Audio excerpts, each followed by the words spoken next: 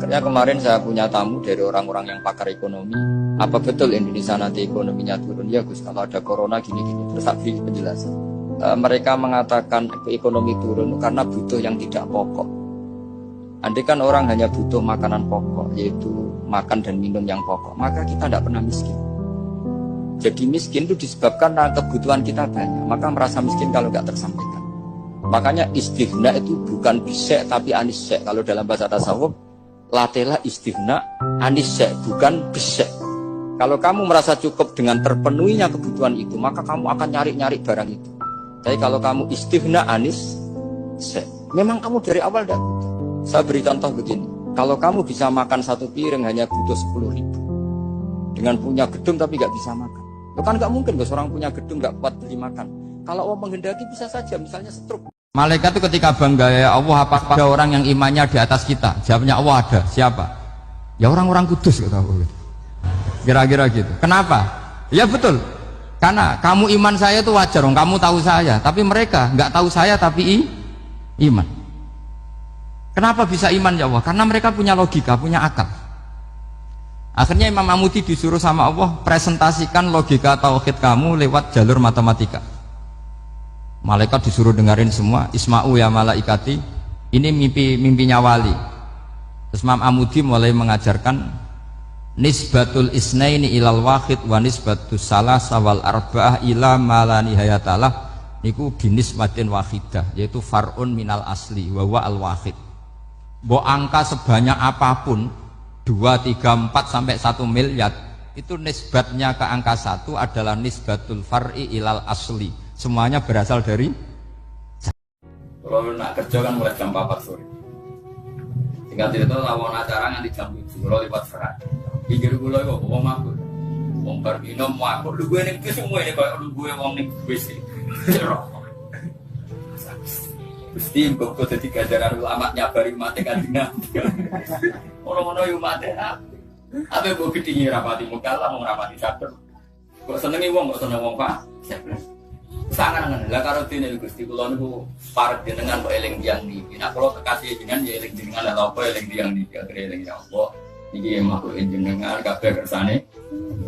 Kula niku ulama kok eling menungso ya eling jenengan iki. Akhire wis nek makhluk. Kalau ini jejer wong makhluk tapi aku ma Allah wa billah. Wis berarti suara. Mungkin wis nafsul mutmain. Ngono wong eling Allah kok ngaji pinten 20 menit. Berapa menit? 20 menit. Bismillahirrahmanirrahim. Ini saya niat ngaji tentang yang populer mawon ya, tapi dimaknani secara detail ngangge tradisi ini ulama. Idza matabnu adama in qata amaluhu illa min salasin shadaqatin jariyatin aw ilmin yuntafa'u bihi aw waladin sholihin yatullah. Kula maknani sing ketiga mawon awaladin sholihin yatullah. Terus walad niku maknane anak. Anak niku saged anak nasab kados Habib Umar bin Nisbat Habib Soleh bin Nisbat Habib Ali namanya anak nasab. Lalu yang paling penting dari status anak niku soleh. Soleh niku status perilaku. Ini solusi-solusi yang diajarkan Rasulullah SAW yang disebut al-yadul ulya khairun minal yadis sufla. Jadi bahwa posisi memberi jauh lebih baik ketika posisi menerima. Sehingga ketika Allah mensifati orang baik itu siapa? Allah mensifatinya sederhana. Wa mimma razaqnahum yunfikun. Orang yang kepinginannya itu yang memberi. Itu dulu zaman Nabi pas perang Khandaq, pas perang Tabuk, pas beberapa perang. Itu orang yang paling miskin pun turun. Sampai orang-orang munafik mencibir, innallaha ta'ala la ghaniyun an shadaqati had. Allah tidak butuh sedekah hanya 1 kilo. Tapi coba efeknya dari sedekah 1 kilo itu tadi, misalnya orang miskin yang perang 3.000, itu semuanya memakan uangnya sendiri setidaknya nggak jadi beban negara. Terus mentalnya itu patriotik. Dari mental patriotik itu ketemu Belanda kayak apa, mereka bisa makan apa saja. Mulai ares gedang, mulai apa saja, yang penting halal. Setiap kamu hubungan intim sama istri kamu, itu adalah menjadi kamu tidak zina. Jadi kalau kamu tidak zina, barokahnya istri kamu ini penopang kamu masuk surga.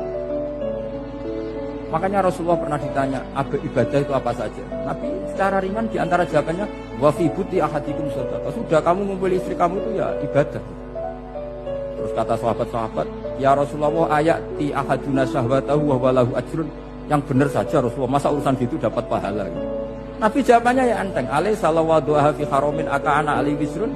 Kalau dia salah yang dikeloni kan ya dosa. Berarti kalau ngeloni yang benar juga pahala. Berarti istri kamu itu jannah surga. Cuma jannah yang agak aneh karena rewel itu agak aneh. Jadi itu jannah yang agak aneh. Makanya bener, yang biasa wae kan. Sampeyan sing biasa wae. Ojo ngetokno saleh nemen-nemen. Nek ora saleh malah diaudit mbek pengiran. Apa? Biasa nek guyu-guyu, biasa guyu banter. Sajane guyu banter mari mati-ati. Lah tapi nek kowe khusuk modus lho. Dadi milih ndi kaya hisab guyu banter apa dihisab meneng terus modus pura-pura saleh ae milih ndi. Berat dihisabnya. Berat pura-pura mergo kok pura-pura terus ngomong udah enggak bener. Padahal kadang enggak ngerti sama sekali. Man utai sapani wong aro iku memperlihatkan sapa man anasa ing manusa.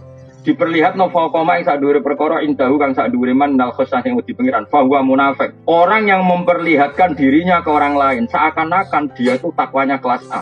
Itu munafik. Sono wong ngrasani wong liya astagfirullah. Wong bakas politik astagfirullah. Saiki wong dolali akhirat. Padahal jebule nek ning omah ujube ra karuan sombonge gak karuan.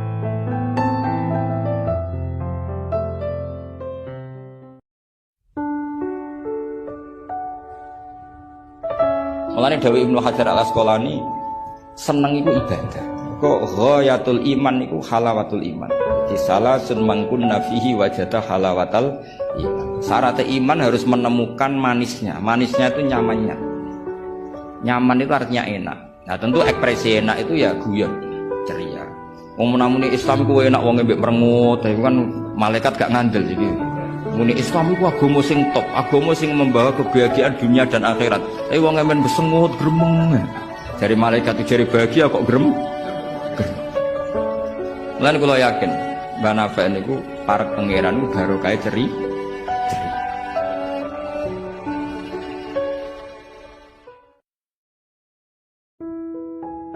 Ora oleh beragama berpikir sendiri, ora oleh agama itu riwayat ora oleh mendekatkan Allah dengan cara kamu sendiri, ora oleh kudu nganggo sanan. Sesuai kaya wong-wong filsafat sing oknum iku. Saya ndak perlu salat. Allah kan ndak butuh ibadah kita, ngapain kita salat? Mbahmu ngono sing wong ngerti nek Allah ora butuh kita saja kok bogo kebanggaan mulai dhisik kiai yo ngerti nek Allah ora butuh kita yang butuh Allah. Nah mengekspresikan butuh kita kepada Allah kita nek Allah ora tau butuh, bocah kok goblok ora karuan. Ya itu karena dia berpikir cara beragama dengan pikirannya sendiri. Kita ndak. Kita tahu Allah ndak butuh kita tahu. Kenapa kita sholat? Karena kita butuh Allah. Kok malah Allah ora butuh sholat. Jadi kira sholat Allah ora apa-apa. Kowe ra ono wae Allah ora apa-apa. Kowe aneh-aneh wae. Zaman kowe ra ono Allah ya ora apa-apa. Baik-baik saja. Itu jokono kowe iku masalah. Tapi ora bagi Allah, bagi kamu sendiri. Nah Allah ora masalah wis nyediakno neraka. Wal khisam kata beliau enggak perlu jadi perdebatan. Makanya pesan saya sama santri-santri kerap ya, sebetulnya masalah kita ini tercerabut dari ilmu. Coba dari awal Anda katakan yang tidak kunut itu Abu Hanifah, yang kunut itu Imam Syafi'i. Maka melihat orang tidak kunut itu keren karena Al-Hanafi, pengikut mazhab Hanafi. Yang kunut juga keren karena pengikut mazhab Syafi'i. Tapi kita tidak, di zaman akhir kunut dan tidak kunut ini jadi politik identitas. Sehingga yang enggak kunut itu Muhammadiyah misalnya, yang kunut itu NU. Mana ada Basim Asy'ari sebagai mujaddid atau mujtahid yang mengharuskan kunut, atau Mbah Ahmad Dahlan yang melarang apa? Kunut. Wong dua beliau sama-sama pernah ngaji Syekh Khotib Minangkabau, pernah ngaji Mbah Mahfud ketika di Mekah. Jadi cobalah ilmu itu diperkuat sehingga kita mengatakan kunut adalah